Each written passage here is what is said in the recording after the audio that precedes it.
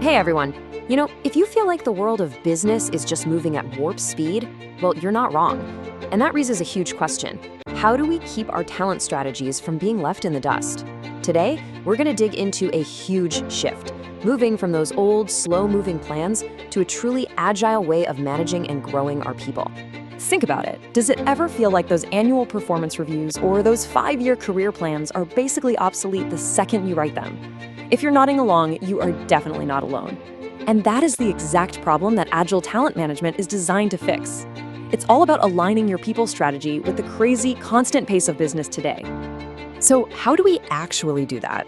Well, the first thing is to really understand what we mean by the Agile talent shift. And trust me, this is way more than just a new buzzword. It's a completely different way of thinking about how we develop our people and really our whole organization.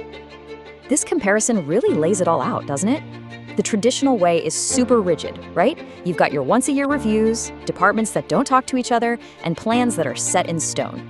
The Agile model, on the other hand, is all about continuous feedback, flexible career paths, and teams working together. We're basically moving from a system that tries to predict the future to one that's built to respond to it as it happens. Now, an approach like that, well, it needs a very specific kind of leader to make it work. And that brings us to our next big topic, how to spot the single most important skill for this new world, leadership agility. So, what does leadership agility even mean? It's the skill of not just reacting to change, but actually sensing it coming and adapting with real purpose. An agile leader can pivot on a dime without losing sight of the big picture. They actually thrive when things are uncertain, and that is exactly the quality organizations need to cultivate to get ahead and stay ahead. And listen, finding this quality isn't just about a gut feeling. You need a structured way to do it, using things like structured interviews and specific assessments. So, for example, instead of asking someone, "So, are you adaptable?" you'd ask, "Tell me about a time a project's goals completely changed halfway through. What did you do?" See the difference? It brings real objectivity into how you measure things like adaptability and how fast someone learns. Okay, so once we know what we're looking for, we need the right tools to be able to talk about it as a team. That gets us to the really practical stuff, the tools you can use for agility-focused talent reviews. The real magic of these tools is that they create a shared language. Instead of those subjective chats where everyone's personal biases can sneak in, these frameworks give you common ground for talking about talent.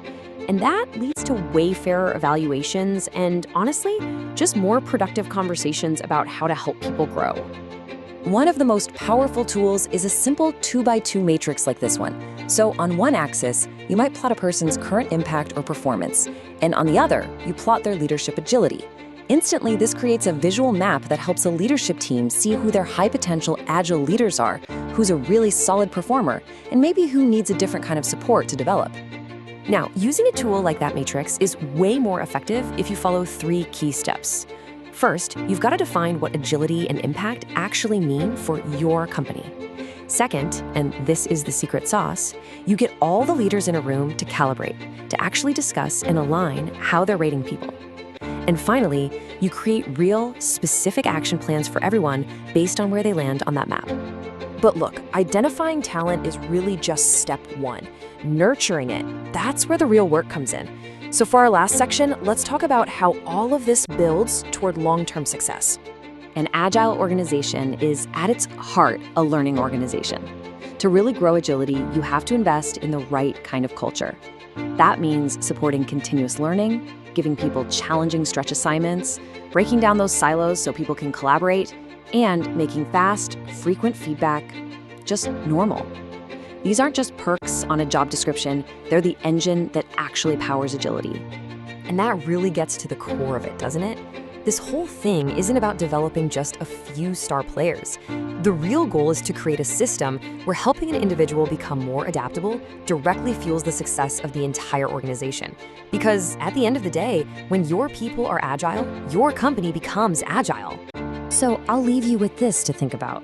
What's just one thing you could do tomorrow to start unlocking the agility your team needs to not just survive, but to really thrive?